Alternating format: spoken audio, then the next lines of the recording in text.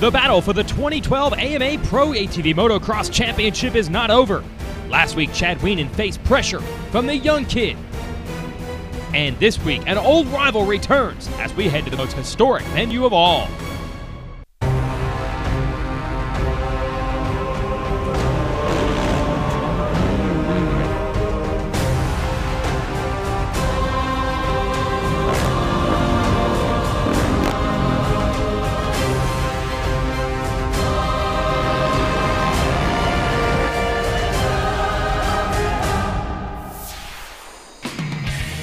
Hello everyone and welcome to Racer TV's coverage of the AMA Pro ATV Motocross Championship on the NBC Sports Network.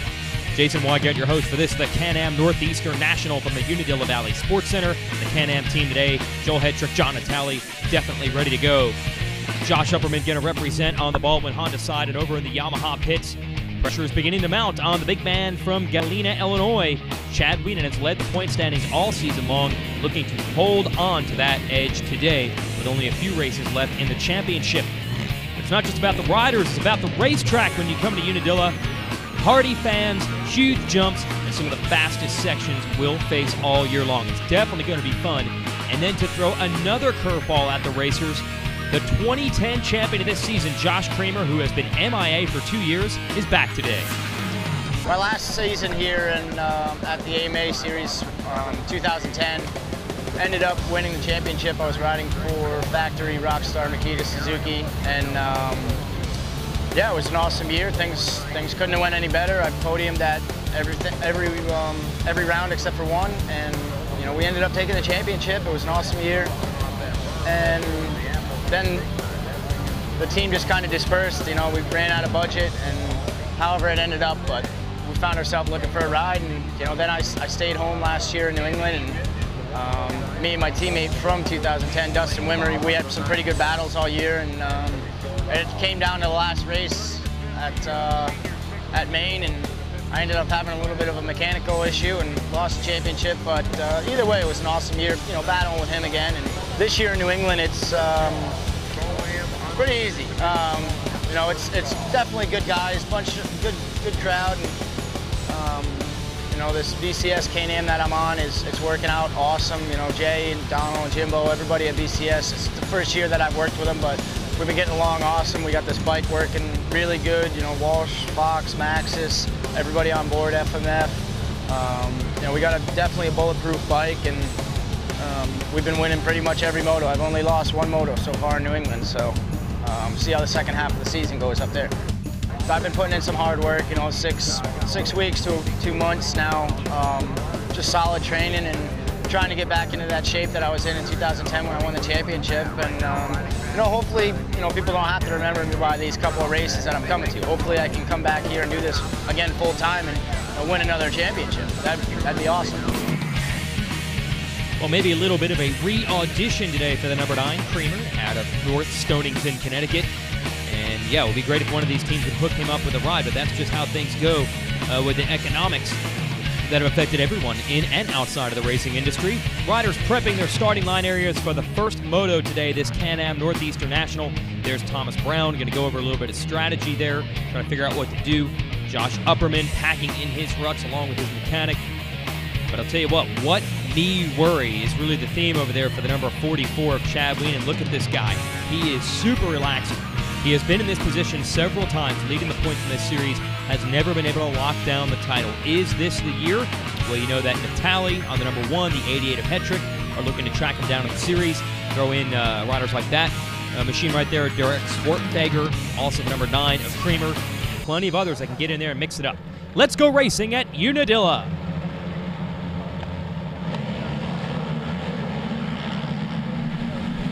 High-speed right-hand first turn, and would you believe it, it's the Can-Am of Creamer grabbing the whole shot. Welcome back to AMA Pro ATV Motocross out front, and now into the famous gravity cavity, and the ATVs will air it out just like the bikes, and Creamer's going to lead them through.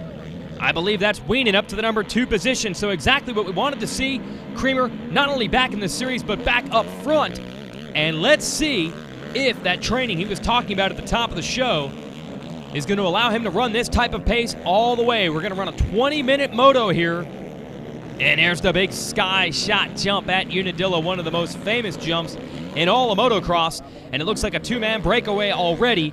But man, how strong does Creamer look early in this one on the BCS Can-Am, grabbing the SSI Decals Whole Shot Award and trying to check out right now. There's the man from Illinois, Wienen, up over the back of that Wienen Motorsports Yamaha, trying to make a run at the lead. Now, Wienen was the fastest rider in qualifying today, collected some money from ATVRiders.com for his fast lap time. We all know it's different when you're racing. First, got to execute the start. He and Creamer did it best. Everyone else battling back there. Looked like Upperman, Hetrick, Thomas Brown, and Natalie battling it out for a piece of the top 5. But look at this. What a ride. This is not fast forward. This is reality.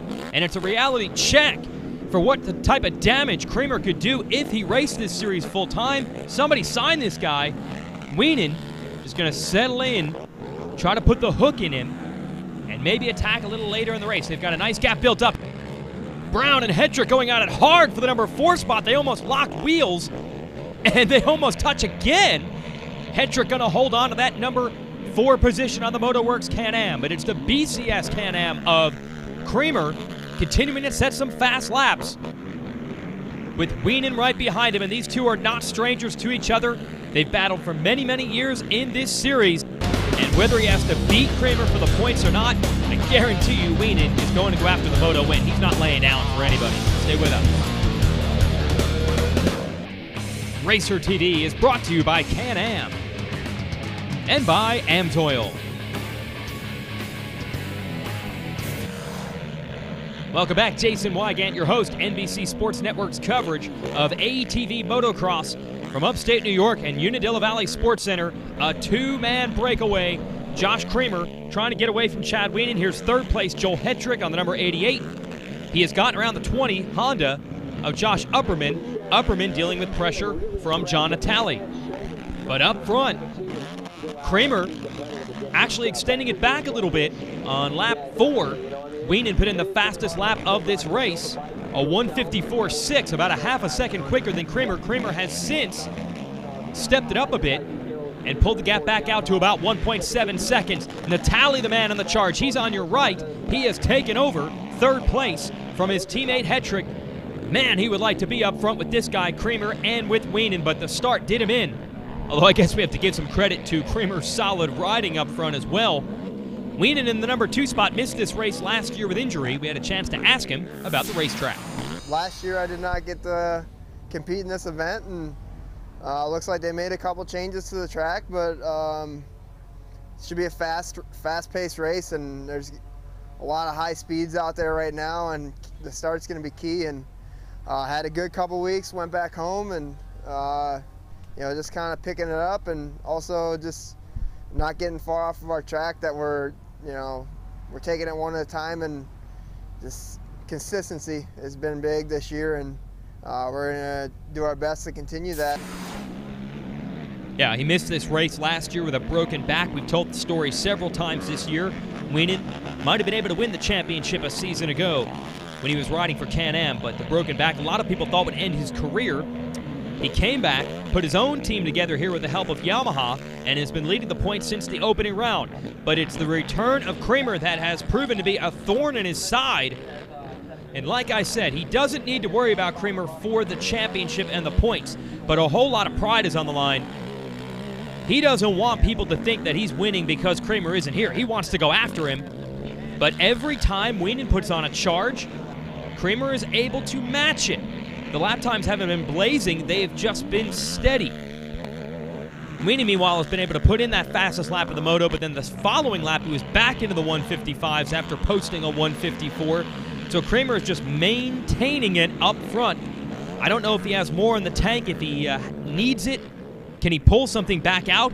So far, the gap staying just under 2 seconds. That's enough. That's enough for him to manage it. He doesn't have to ride over his head, and it's just enough also where Wienen can't really try to stick any of the wheels in there or put any pressure on. There's Natalie and Hetrick. They are pushing the pace, yet they're about 8 seconds in back of this battle up front. and Creamer just logged a 154 of his own, so he is now starting to check out on Wienen. There's that famous tree turn, the right-hander at Unadilla that used to be the mechanics area, one of the most famous corners in all of motocross. I know before I said it's one of the most famous tracks, it has one of the most famous jumps. Been racing here since the late 1960s, which is basically the very earliest days of motocross in the U.S., and that predates the existence of four-wheeled ATVs at all. It's all about two-wheel motocross back in those days. Last couple of years, Unadilla has hosted a round of this series, and obviously ATVs lend themselves very well to this high-speed layout, a lot of these flat turns. That's where an ATV really can do its damage in those corners, and Creamer doing some damage right now, pulling away from Wienen, and maybe I got to rethink my thinking. Perhaps Wienen is cognizant of the riders he's battling for the championship being behind him, and he's just going to worry about keeping them there and not think about going after Creamer. But a racer is a racer is a racer, and no one out here is riding at 95%. They are all pushing as hard as they can go. I've got to think that if Wienen had the stuff to get Creamer, he'd be making it happen right now. And it's over. Josh Creamer is going to win the first moto at Unadilla. That is just a huge statement. The 2010 champ coming back and winning the first moto over Wienen. Can-Am boys are going to round out the next positions. You got Natalie and Hetrick, and then fifth, Josh Upperman. We'll be right back. Racer TV is brought to you by Can-Am and by Amsoil.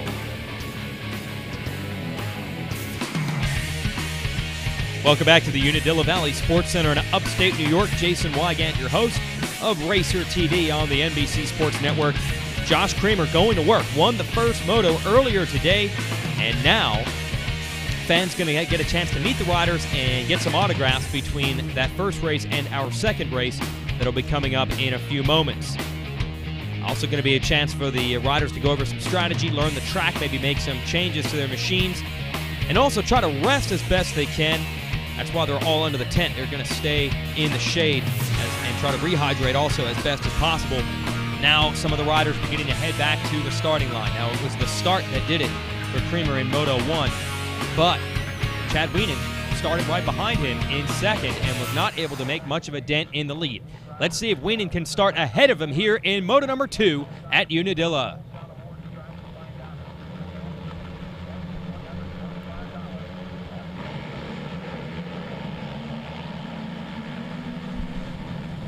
And it's the Yamaha of Wienen going to lead them off the start. Can-Am boys bumping wheels back there, and a Honda making a big run around the outside. That is the 31 of Adam Clark, so a bit of an upset up here early on. Let's see if he can run the pace. Natalie going to try to squeeze it in around the outside, and I think he did. We know how critical this start is when we saw Creamer go wire to wire in Moto 1, and there he's up to third behind Natalie, so both of them having to make moves early. They don't want the 44 to get away. Wienen coming up just a little short on that double in the back. And Natalie and Creamer are going to need him to produce a few little mistakes like that so they can get up to his rear tires. Want to put the pressure on. We did not see much battling up front in Moto number 1. Is this the type of track that doesn't have the type of obstacles to separate the riders, or is there something that Natalie and the rest of the boys can do to keep the heat on Wienen? Looks like Creamer is trying to put moves in on Natalie for the number 2 spot. That could be the battle to watch. Yes, it is. And if they hook up, they're probably going to slow each other up, and that might allow Wienen to get away. And look at the 4th place rider, Thomas Brown. He is right there in contention as well. Now, Wienen cannot see any of this, and they don't have radio contact or anything like that. He's on his own, but this would be prime time to try to get away. You've got a 4-rider freight train battling for the number 2 spot, and that will slow them all up. They're going to be blocking each other, taking lines away, really just thinking about holding their position as opposed to putting their head down and going after Wienen. But having said that, Natalie, for the moment, has shrugged off the pressure from Creamer and is now trying to run Wienen down. And then it is Brown and Hetrick. down the front stretch. Mechanics put the pit boards out, letting the riders know where they are in the moto, where they are positioned on the track. Wienen, the math is easy for him. If he wins the second moto, a 2-1, you can't beat those scores. He will be the overall winner for the day when we combine the two finishes. Plus, he'll score the most points, and points really are what it's all about for Wienen. He doesn't care about the race wins, he just wants the championship. Obviously, wins are nice. Not going to throw it away if he has it. But he's thinking about Natalie back there in the number 2 spot. As he takes a look over at him, he knows that's championship points, and he's going to race them just as hard, whether these guys were pushing him for 1st, 3rd, or 8th. He knows every position counts if he wants to win this title this year, and there's only 2 races to go in the championship after this one. It'll switch back here down in the back. This is near the second Unadilla track. They call it U2 for amateurs. But today it's all about the pros. And the man of the hour, well, it could be Chad Wienen. The best in the business are putting the pressure on. Stay with us. Racer TV is brought to you by Can-Am and by AMSOIL. Chad Wienen leading the way here at Unadilla. 8th round of the ATV Pro Motocross Championship, 8th of 10. And here is the battle now. John Natalie has lost big-time ground to Wienen. Wienen looks like he may be on his way to a moto win. But this is a torrid fight for second between Natalie and Kramer. Natalie taking a look over his shoulder on that jump. There you get an idea of the gap. It's about 6 seconds between your leader and your second-place rider, but it's virtually nothing between second place Natalie and third place Kramer as they head back uphill. Now the big down and up gravity cavity at Unadilla. Gotta wonder if Wienen made a few changes to the machine between the first and second motos. Just looks that much stronger here in this one. As for Kramer, didn't get the start he wanted, but remember, he was just as fast as anyone in the first moto. He mentioned the fatigue, he mentioned how much training he did coming into this one. Maybe that's the difference. Wienen having run this exact format and this pace all year long, perhaps able to bounce back a little bit better in the second moto. No doubt that Kramer has been running fast at the local races up in the New England area. But you just come to these things, a little bit different format, a little bit different race length. The track probably forms up a little differently. And maybe that's been the difference here in Moto 2. Although you can't fault the guy's determination. He is going after Natalie for second with everything he has. Here's Wienen trying to put the finishing touches on what would be another victory and another step closer to a championship that has eluded him year after year. You can see by the riding styles, Wienen is one of the tallest guys out here. Goes probably about 6'4". Natalie and Kramer, a little bit smaller guys. I don't know if anyone's stronger than Natalie or trains harder than Natalie, but the leverage that the height of Wienen has really helps him out in the rough sections. I don't know if it lends itself to a track like this. When we get to the courses with the big whoop sections, that's where Wienen really earns his money. Today was an opportunity maybe for these guys to get in front of him. Kramer did it in Moto 1. They're just not quite able to hang here in Moto 2, but they're going to take it down to the wire. Look at this battle between the two Can-Am for the number 2 spot. And Kramer to the inside. Gave it a look. Natalie able to shut the door. This is the battle the fans wanted to see, a great one, and it's coming down the stretch. Well, Kramer has found his groove late in this moto. Now he's got to find the line, one that will get him around Natalie, and he's showing him a wheel again. Still can't make it happen. Now they head down this stretch. Gonna make a U-turn here, a left-hander. Wienen able to control it. And the best thing that could have happened to him was those two riders in second place hooking up.